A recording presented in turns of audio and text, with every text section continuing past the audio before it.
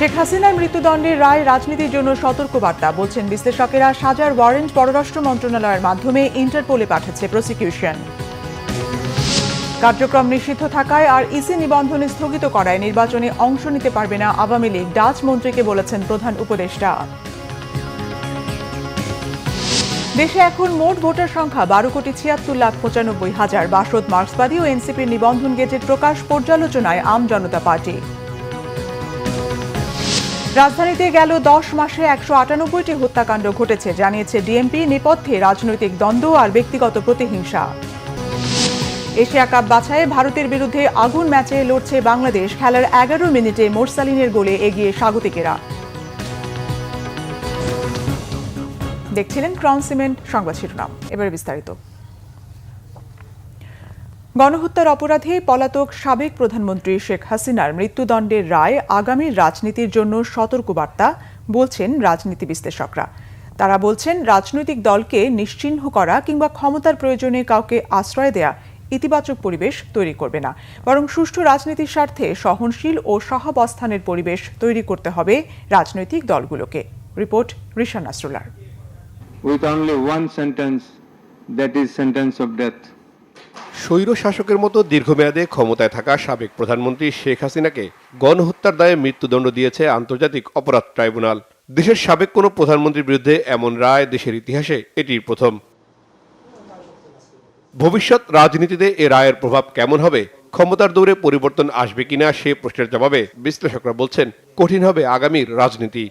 এখান থেকে যদি আমরা সেন্স করতে না পারি যে বর্তমান এবং আগামী দিনগুলোতে রাজনীতির গতি প্রকৃতি কেমন হওয়া উচিত, কেমন হবে, এবং এই প্রজন্ম, বিশেষ করে জেনারেশন আপনার জেড যাদেরকে বলি, এখন আলফাও চলে আসছে, এবং যারা অনেক expose to the international events, এই যে সামাজিক যোগাযোগ মাধ্যমের এই উত্থানের ফলে, তাহলে কিন্তু তাদেরকেও একই বা আরও খারাপ পরিণতি ভোগ করতে হবে। কিন্তু সবচেয়ে দুঃখজনক হলো ইতিহাসের বড় শিক্ষা আমরা ইতিহাস থেকে শিক্ষা নিই না, কিন্তু আমরা আশা করব যে এনাফ ইজ এনাফ, অনেক তো হয়ে গেছে। রাজনৈতিক শিক্ষাটা এখানে খুব জরুরি। যদি আমাদের জাতিরাষ্ট্র এবং আমাদের যে ন্যাশন বিল্ডিংটা যদি তৈরি করতে হয়, তাহলে সেক্ষেত্রে আমার রাজনৈতিক সংস্কৃতিতে একটা পরিবর্তন আনতে হবে। অর্থাৎ যেন তেনভাবে শুধু আমি ক্ষমতায় থাকব আর নিপীড়কের ভূমিকায় আবির্ভূত হব, এই জায়গা থেকে যদি আমরা সরে না আসতে পারি, তাহলে এই পরিণতিগুলো যুগে যুগে হয়েছে এবং এটা ব্যতিক্রম নয়। সাজ্জাদ এইচ সিদ্দিকী ও আশরাফুল ইসলাম চৌধুরীর মতে, রাজনৈতিক দলগুলোর মধ্যে প্রতিহিংসা সরিয়ে প্রতিযোগিতা তৈরি হওয়া দরকার। স্টেট ভায়োলেন্সের দায় নিয়ে একটা গ্রুপ দায় স্বীকার করবে, তাই তো, তার জন্য অ্যাপোলজি সিক করবে, নাম্বার 1। নাম্বার 2 হচ্ছে যে অন্যান্য যে রাজনৈতিক দলগুলো আছে কিংবা যে স্টেক হোল্ডারগুলো আছে, জনগণ আছে, তারা তাদেরকে ফরগিভ করবে, তাদেরকে ক্ষমা করে দেবে। তার পরবর্তীতে দাঁড়ায় যে বিষয়টা, সেটা হচ্ছে যে এখন তাহলে রিয়েল পারপেট্রেটর যারা, সরাসরি যারা একেবারেই মানবতা বিরোধী অপরাধের সাথে সম্পৃক্ত হয়ে গেছে, তাদের ব্যাপারে কি করবে? তাদের ব্যাপারেই বলা আছে যে একমাত্র সিলেক্টিভ পারপেট্রেটর যারা, তাদের আইনানুগ ব্যবস্থা গ্রহণ। দেন হচ্ছে আপনার কম্পিটিটিভ পলিটিক্স করা, বেসড অন কম্পিটিশন। আপনি কার চেয়ে কত ভালো কম্পিটিটিভ পলিটিক্স করতে পারেন, নট ভেঞ্জেন্স। অর্থাৎ আপনি বিষোদ্গারের রাজনীতি কিংবা আপনি প্রতিহিংসার রাজনীতি, এই বিষয়গুলো করলে দেখবেন যে মানুষ তাকে আর গ্রহণ করছে না। সো রিকনসিলিয়েশন মডেল বাংলাদেশে যদি অ্যাপ্লাই করা না হয়, এটা আগে হোক পরে হোক, বেটার পলিটিক্যাল কালচার আপনি পসিবল হবে না। খুব বেশি পরিবর্তন এখন আমরা দেখি না, এখনও কাদা ছড়াছড়ি, এখনও এর পিছনেও, কিন্তু মৌলিক কিছু বিষয়ে যদি আমরা এক থাকি, তাহলে কিন্তু এই জাতির অগ্রগতিকেও থামাতে পারবে না। কিন্তু খুব বেশি আশাবাদী হতে পারছি না, কিন্তু আশাবাদী না হয়ে তার উপায় নেই। যে আমরা আশাবাদী হতে চাই, আমরা অনুরোধ করব, আপনারা দয়া করে এই সাময়িক ক্ষমতার মোহে নিজের ব্যক্তি বা দলীয় স্বার্থে আপনার দেশের সার্বিক স্বার্থকে জলাঞ্জলি আপনার দেন না। সময়ের পরিবর্তনে রাজনীতিতে যে চ্যালেঞ্জ তৈরি হয়, সেটিকে গ্রহণ করে রাজনৈতিক দলগুলোকে ভবিষ্যতের পরিকল্পনা তৈরি করা দরকার বলেও মন্তব্য করেন এই দু বিশ্লেষক। রিশান নাসরুল্লাহ, বাংলা ভিশন, ঢাকা। এদিকে মানবতা বিরোধী অপরাধে মৃত্যুদণ্ড পাওয়া শেখ হাসিনা এবং আসাদুজ্জামান খান কামালের সাজা পরোয়ানা পররাষ্ট্র মন্ত্রণালয়ের মাধ্যমে ইন্টারপোলে পাঠাবে প্রসিকিউশন, যার প্রক্রিয়া এরই মধ্যে শুরু করেছে বলে জানিয়েছেন প্রসিকিউটর GM8 তামিম। মঙ্গলবার আন্তর্জাতিক অপরাধ ট্রাইব্যুনালে সাংবাদিকদের প্রশ্নের জবাবে তিনি এই তথ্য জানান। তামিম বলেন, রায়ের কপি আসামি আবদুল্লাহ আল মামুন এবং ঢাকা জেলা ম্যাজিস্ট্রেটের কাছে পাঠাবে রেজিস্ট্রার কার্যালয়। প্রসিকিউশনও সার্টিফাইড কপি পাবে। তামিম জানান, রায়ের 30 দিনের মধ্যে আপিল করার বিধান আছে আন্তর্জাতিক অপরাধ ট্রাইব্যুনাল আইনে। যদি আত্মসমর্পণ না করে পলাতক থাকেন তাহলে শেখ হাসিনা ও কামাল সেই সুযোগ হারাবেন। তবে সর্বোচ্চ আদালত চাইলে সময়ের পরেও তাদের আপিলের সুযোগ দিতে পারেন বলে জানান এই প্রসিকিউটর। এদিকে জুলাই আগস্ট মানবতা বিরোধী অপরাধের মামলায় ট্রাইব্যুনাল 2-এ সাক্ষ্য দিয়েছেন আরও একজন। তবে না বসায় ট্রাইব্যুনাল 1-এ হয়নি চানখারপুল হত্যা মামলার সাক্ষ্য গ্রহণ। এই রায় 3টি জায়গায় যাবে। একটা হলো প্রসিকিউশন অফিস, একটা হলো উপস্থিত আসামির কাছে, আর একটা হলো ডিস্ট্রিক্ট ম্যাজিস্ট্রেটের কাছে। এখন এই রায়ের কিছু অফিসিয়াল কার্যক্রম থাকে, সেগুলো সম্পন্ন হলেই রায়গুলো যথাযথ কর্তৃপক্ষের কাছে চলে যাবে। যে দুজন আসামি পলাতক আছে, গ্রেফতারি পরোয়ানার বদলে একটা কনভিকশন ওয়ারেন্ট, এই কনভিকশন ওয়ারেন্ট বা সাজার পরোয়ানা মূলে আমরা তার বিরুদ্ধে আরেকটি ইন্টারপোলে নোটিশ জারির জন্য আবেদন করব থ্রু ফরেন মিনিস্ট্রি। এটা এখনই আমাদের কাজ শুরু হয়ে গেছে, জাজমেন্ট হাতে পেলেই আমরা এটা পাঠিয়ে দিব।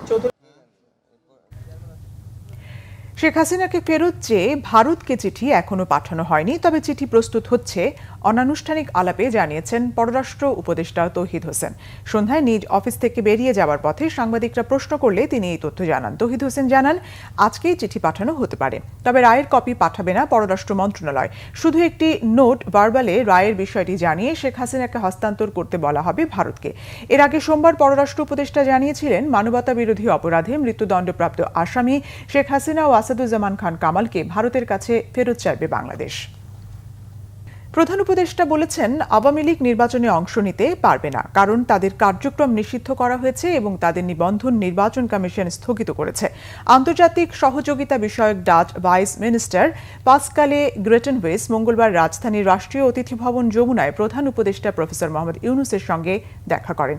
সাক্ষাৎকালে প্রধান উপদেষ্টা এই তথ্য জানান। তারা কৃষি, বাণিজ্য ও বিনিয়োগ, প্রযুক্তি, যুব উন্নয়ন এবং তরুণ ও নারী উদ্যোক্তাদের জন্য একটি সামাজিক ব্যবসায়িক তহবিলের সম্ভাবনা সহ বিভিন্ন ক্ষেত্রে সহযোগিতা সম্প্রসারণ নিয়ে আলোচনা করেন। দুই নেতা বাংলাদেশের গণতান্ত্রিক পরিবর্তন নিয়েও আলোচনা করেন। প্রধান উপদেষ্টা ফেব্রুয়ারির প্রথমার্ধে একটি অবাধ, সুষ্ঠু, বিশ্বাসযোগ্য ও উৎসবমুখী নির্বাচন অনুষ্ঠানের প্রতি তার সরকারের অঙ্গীকার পুনর্ব্যক্ত করেন। সফররত ডাচ মন্ত্রী বাংলাদেশের নির্বাচনী প্রস্তুতির প্রশংসা করেন। ডাচ মন্ত্রী জানান, দীর্ঘদিন ধরে ঢাকা থেকে পণ্যের ক্রেতা ডাচ কোম্পানিগুলো এখন বাংলাদেশে বিনিয়োগ করতে এবং কার্যকর অংশীদার হতে আগ্রহী। মৃত্যুদণ্ডপ্রাপ্ত আসামি শেখ হাসিনার সহিংসতায় তৈরির আহ্বান সংবলিত বক্তব্য ডিজিটাল মিডিয়া বা সাইবার স্পেসে প্রচার করা অপরাধের পর্যায়ে পড়ে বলে জানিয়েছেন প্রধান উপদেষ্টার ডাক, টেলিযোগাযোগ ও তথ্য প্রযুক্তি বিষয়ক বিশেষ সহকারী ফয়েজ আহমদ তৈয়ব। মঙ্গলবার সকালে সামাজিক যোগাযোগ মাধ্যম ফেসবুকে দেয়া এক পোস্টে তিনি এই তথ্য জানিয়েছেন।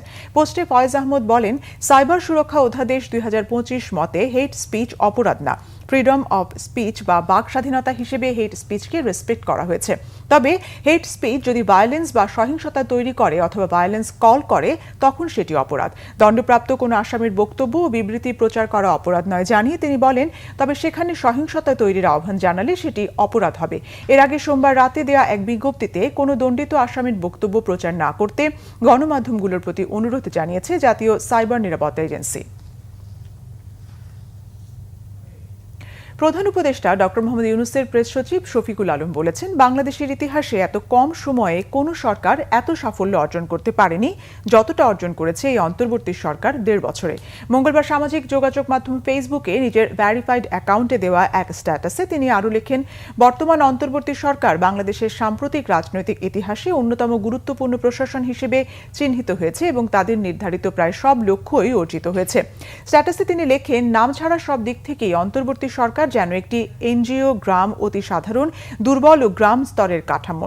অনেকের কাছে এটি বাংলাদেশের ইতিহাসের সবচেয়ে দুর্বল প্রশাসন হিসেবে পরিচিত, এতটাই দুর্বল যে যুক্তরাষ্ট্র তাদের সঙ্গে পারস্পরিক শুল্ক চুক্তিতে এগোতে চায়নি। তিনি উল্লেখ করেন 500 দিনে 1700-এরও বেশি বিক্ষোভ নিয়ন্ত্রণে ব্যর্থতা, নতুন আইন পাশে জটিলতা এবং তুলনামূলকভাবে ছোট গোষ্ঠীর চাপেও নতি স্বীকার করাকে কেন্দ্র করে অনেকেই এই সরকারকে ভীতু হিসেবে দেখেছেন। এমনকি পুলিশ প্রধান থেকে শুরু করে প্রশাসনের বিভিন্ন স্তরে অদক্ষতা এবং নিষ্ক্রিয়তার অভিযোগও শোনা গেছে।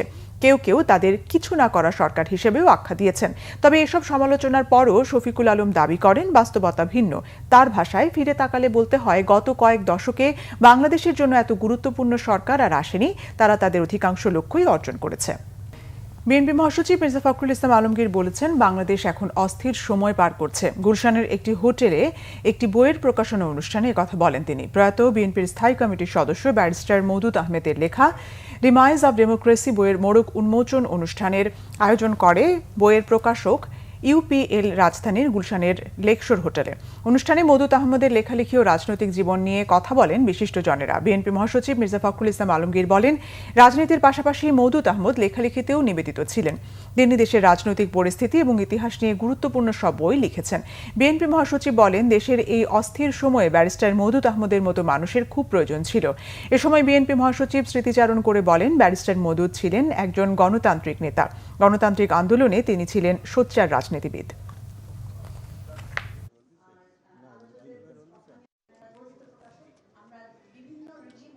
আমরা একটা অস্থিরতার মধ্যে বাস করছি। এই অস্থিরতা থেকে যে মানুষগুলো আমাদেরকে পথ দেখাতে পারতেন, দিশা দেখাতে পারতেন, তাদের মধ্যে ব্যারিস্টার মওদুদ ছিলেন অন্যতম, নিঃসন্দেহে।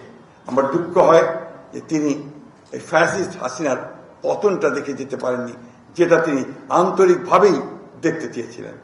আমি আশা করি এই বইটি আমাদেরকে ভালোভাবে পড়ার সুযোগ আমরা পাবো, আমাদের পরবর্তী প্রজন্ম পাবে। ত্রয়োদশ জাতীয় সংসদ নির্বাচনকে সামনে রেখে চূড়ান্ত ভোটার তালিকা প্রকাশ করেছে নির্বাচন কমিশন। এবার মোট ভোটার 12,76,14,183 জন। এর মাঝে পুরুষ ভোটার 6,48,14,907 জন আর নারী ভোটার 6,28,79,042 জন। এছাড়া তৃতীয় লিঙ্গের ভোটার রয়েছেন 1,234 জন। মঙ্গলবার আগারগাঁওয়ে নির্বাচন ভবনে সাংবাদিকদের এসব তথ্য জানান ইসি সচিব আখতার আহমেদ। জানান, 2025 সালের 31 অক্টোবরের মধ্যে যারা 18 বছর পূর্ণ করেছেন তারা এই তালিকায় অন্তর্ভুক্ত হওয়ার যোগ্যতা অর্জন করেছেন। ভোটার তালিকা পর্যালোচনা করে দেখা যায়, পুরুষ ভোটার বৃদ্ধির হার 2.29% আর নারী ভোটার বৃদ্ধির হার 4.16%। নতুন তালিকায় নারী ভোটার বেড়েছে। অতীতে বিমুখ থাকায় নারী ভোটার সংখ্যা কম ছিল। এর আগে গত 3 নভেম্বর হালনাগাদ খসড়া ভোটার তালিকা প্রকাশ করেছিল ইসি। নতুন করে ভোটার বেড়েছে 95,183 জন। ইসি সচিব জানান, বাংলাদেশ সমাজতান্ত্রিক দল, মার্ক্সবাদী এবং এনসিপি দলের নিবন্ধন গেজেট প্রকাশ করা হয়েছে। নিবন্ধনের ক্ষেত্রে 7টি দলকে কমিশন পুনর্বিবেচনার জন্য রেখেছে। আপত্তি থাকায় আম জনতা পার্টির বিষয়টি পর্যালোচনায় রাখা হয়েছে। 12,76,95,183 এই তারিখ পরিবর্তনের কারণে দ্যাট ইজ আমরা যে 2রা মার্চ থেকে যে ফাইনাল করেছিলাম তার থেকে আপনার অ্যাজ অন টুডে যেটা করা হয়েছে, এইটা হচ্ছে আমাদের বৃদ্ধির হার। পুরুষ ভোটারদের বৃদ্ধির হার হচ্ছে 2.29% আর মহিলা ভোটারদের বৃদ্ধির হার হচ্ছে 4.16%। অর্থ উপদেষ্টা ডক্টর সালেউদ্দিন আহমেদ জানিয়েছেন, সরকারের পদক্ষেপে আইএমএফ সন্তুষ্ট। ঋণের পরবর্তী কিস্তি পাওয়ার ব্যাপারে সংস্থাটি নতুন করে কোনো শর্ত দেয়নি। সচিবালয়ে ক্রয় সংক্রান্ত উপদেষ্টা কমিটি ও অর্থনৈতিক বিষয় সংক্রান্ত উপদেষ্টা কমিটির বৈঠক শেষে এই তথ্য জানান তিনি। উপদেষ্টা জানান, আনসার সদস্যদের জন্য 17,000 শটগান কেনার সিদ্ধান্ত হয়েছে। ভোট কেন্দ্রের নিরাপত্তার জন্য আগে 40,000 বডি ক্যামেরা কেনার সিদ্ধান্ত হয়েছিল, তবে এখন শুধু ঝুঁকিপূর্ণ কেন্দ্র বিবেচনায় বডি ক্যামেরা কেনা হবে বলে জানান অর্থ উপদেষ্টা। কি পরিমাণ কেনা হবে তা ইসি ও স্বরাষ্ট্র মন্ত্রণালয়ের সঙ্গে আলোচনা করে সিদ্ধান্ত নেওয়া হবে। বৈঠকে চাহিদা বিবেচনায় 1 কোটি ই পাসপোর্টের বই কেনার সিদ্ধান্ত হয়। দাম নিয়ন্ত্রণে রাখতে রোজার আগে চাল ও গম আমদানির সিদ্ধান্তের কথাও জানান অর্থ উপদেষ্টা। বডি ক্যামেরা নিয়ে ওরা একটু পর্যালোচনা করছে। বডি ক্যামেরা প্রথমত ছিল অনেকগুলো করবে, সেটা আমরা বলেছি যে আপনারা পর্যালোচনা করে আসেন, মূল্যটা আসবেন এবং সবচেয়ে ইম্পর্টেন্ট হলো প্রকিউরমেন্টটা কিভাবে করবেন। একটা স্বচ্ছ প্রক্রিয়া যেন প্রকিউরমেন্টটা হয়, সেটা বডি ক্যামটা আসবে। হয়তো এখন ওরা একটু রেশনাল হিসেবে আসবে, বডি ক্যামেরা খুব অ্যাম্বিশাস ওয়েতে বডি ক্যামেরা, যে শুধু সেন্সিটিভ যেসব জায়গা আছে ওইখানে আমরা সাজেস্ট করেছি। ইনফ্যাক্ট স্বরাষ্ট্র মন্ত্রণালয় সাজেস্ট করছে আমরা সব জায়গায় বডি ক্যাম দিয়ে তো ইস্যু করতে পারবো। এগুলো মনিটর করার ব্যাপার হচ্ছে, ছবি আসবে, ওটার অ্যাকশন নিতে হবে। তো অতএব সেন্সিটিভ যে জিনিসগুলো ওরা ইলেকশন কমিশনের সাথে আলাপ করে তারা সেই রিটার্নিং অফিসারকে ওগুলো দেবে। রাজধানীতে গেল 10 মাসে 198টি হত্যাকাণ্ডের ঘটনা ঘটেছে বলে জানিয়েছেন ঢাকা মেট্রোপলিটন পুলিশ। রাজনৈতিক দ্বন্দ্ব ও ব্যক্তিগত প্রতিহিংসার মতো ঘটনার কারণে এসব হত্যাকাণ্ড ঘটছে বলে জানিয়েছে পুলিশ। এদিকে মিরপুরের পল্লবীতে যুবদল নেতা হত্যার ঘটনায় আগামী 48 ঘণ্টার মধ্যে দোষীদের গ্রেপ্তারের দাবি জানিয়েছেন বিএনপি নেতাকর্মীরা। বিস্তারিত ফজলে রাব্বির প্রতিবেদনে। ঘটনা গেল সোমবার সন্ধ্যা 7টার। রাজধানীর মিরপুরের 12 নম্বর সেকশনের সি ব্লকের একটি দোকানে ঢুকে প্রকাশ্যে যুবদল নেতা গোলাম কিবরিয়াকে কয়েক রাউন্ড গুলি করে দুর্বৃত্তরা। মুহূর্তেই মাটিতে লুটিয়ে পড়েন তিনি। পরে রক্তাক্ত অবস্থায় হাসপাতালে নেওয়া হলে চিকিৎসক তাকে মৃত ঘোষণা করেন। দোকানের মালিক কিবরিয়ার বন্ধু সোহেল রানা জানান সেই ঘটনার বর্ণনা। আবার ওখান থেকে আসছে, আইসা আমার একটা ইশারা দিছে যে কেসে কেটে চাপাক। আমি খালি দাঁড়াইছি, দাঁড়ানোর মধ্যে ওই লোক সন্ত্রাসী চক্ররা ঢুকে গেছে।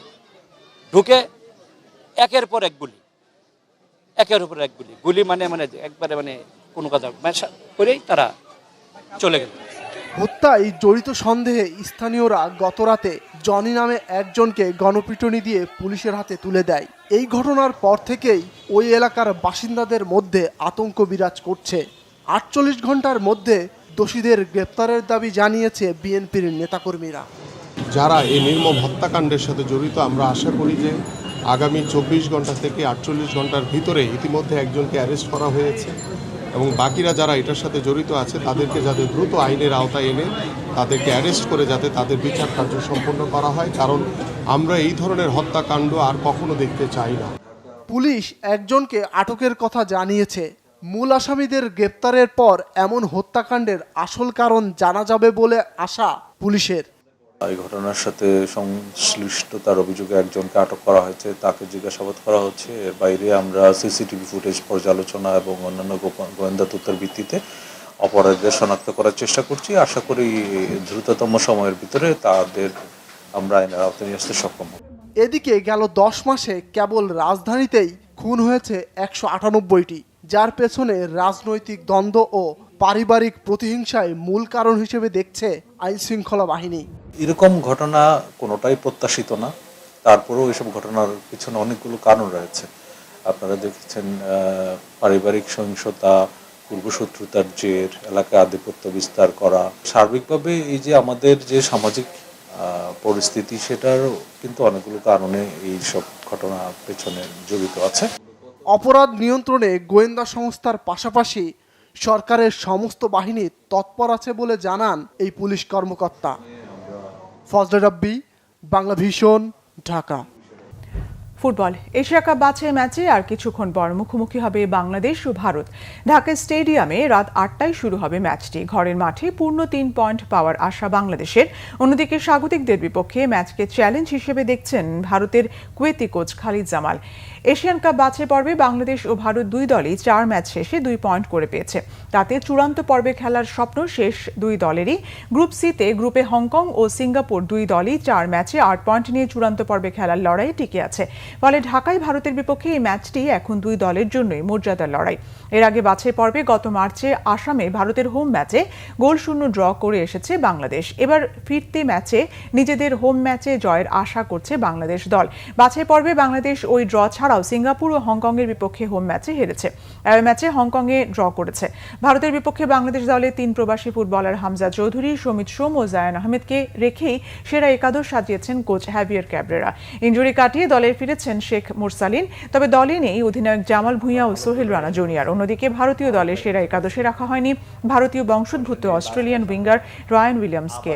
বছরের শেষ ম্যাচে এটি বাংলাদেশের। ঘরের মাঠে ভারতকে হারালে উন্নতি হবে ফিফা র্যাঙ্কিংয়ে। সেই সঙ্গে এশিয়ান কাপ বাছাইয়ে গ্রুপ সিতে 3য় স্থান নিশ্চিত হবে বাংলাদেশের।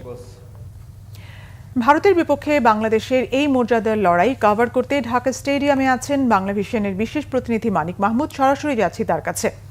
মানিক, এই ম্যাচকে ঘিরে ঢাকা স্টেডিয়ামের সবশেষ অবস্থা আর বাংলাদেশের সম্ভাবনা কেমন দেখছেন?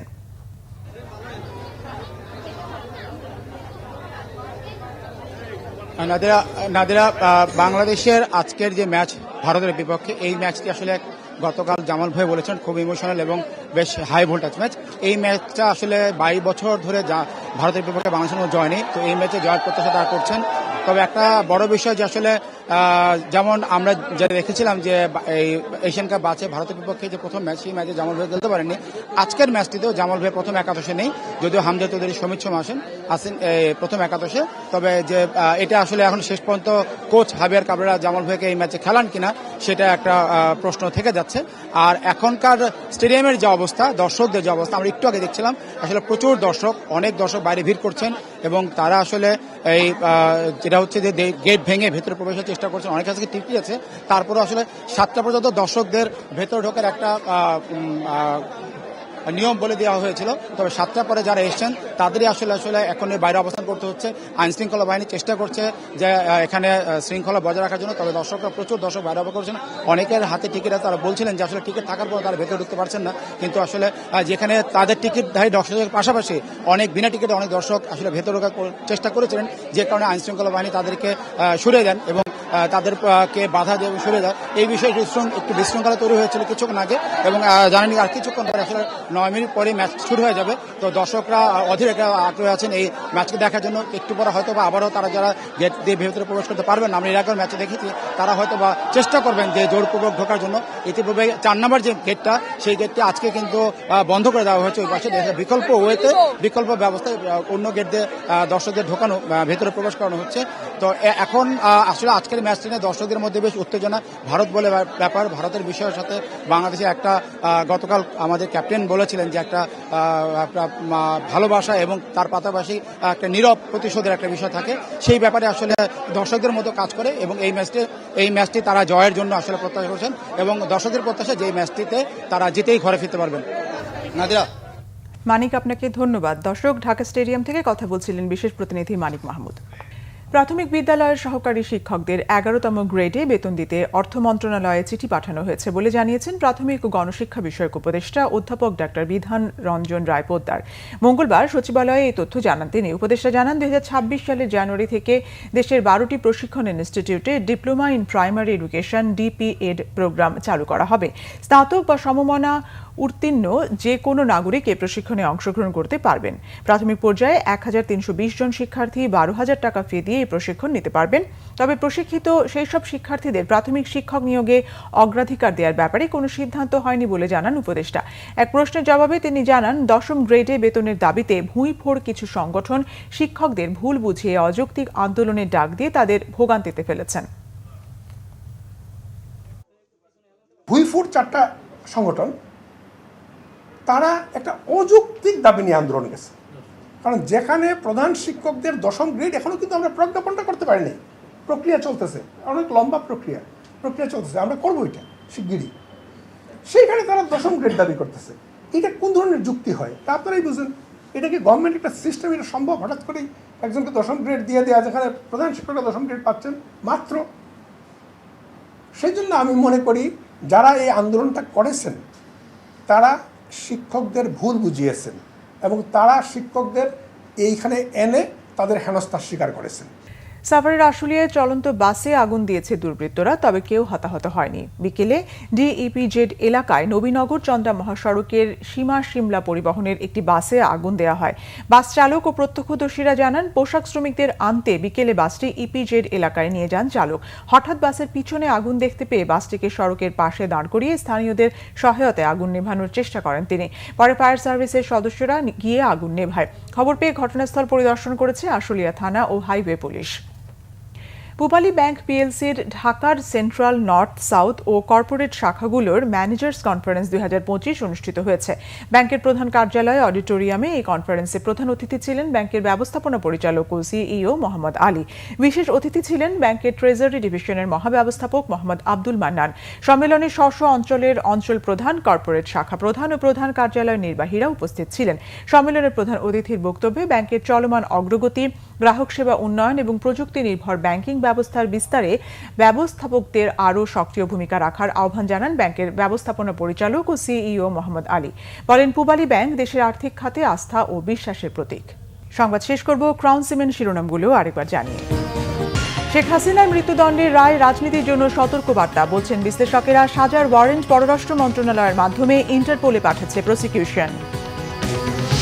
কার্যক্রম নিষিদ্ধ থাকায় আর ইসি নিবন্ধন স্থগিত করায় নির্বাচনে অংশ নিতে পারবে না আওয়ামী লীগ, ডাচ মন্ত্রীকে বলেছেন প্রধান উপদেষ্টা। দেশে এখন মোট ভোটার সংখ্যা 12,76,95,000। বাসদ, মার্ক্সবাদী ও এনসিপির নিবন্ধন গেজেট প্রকাশ, পর্যালোচনায় আম জনতা পার্টি। রাজধানীতে গেল 10 মাসে 198টি হত্যাকাণ্ড ঘটেছে, জানিয়েছে ডিএমপি। নেপথ্যে রাজনৈতিক দ্বন্দ্ব আর ব্যক্তিগত প্রতিহিংসা। এশিয়া কাপ বাছাইয়ে ভারতের বিরুদ্ধে আগুন ম্যাচে লড়ছে বাংলাদেশ। খেলার 11 মিনিটে মোরসালিনের গোলে এগিয়ে স্বাগতিকেরা। এই ছিল এখনকার মতো। পরের সংবাদ রাত 10:30টায়। এর আগে 9টায় রয়েছে নিউজ 20। দেখার আমন্ত্রণ রইল। এছাড়া বাংলাভিশন সংবাদ ও সংবাদ সংশ্লিষ্ট অনুষ্ঠান দেখতে ভিজিট করুন www.bvnews24.com ও facebook.com/banglavishannews এবং সাবস্ক্রাইব করুন youtube.com/banglavishannews। ধন্যবাদ।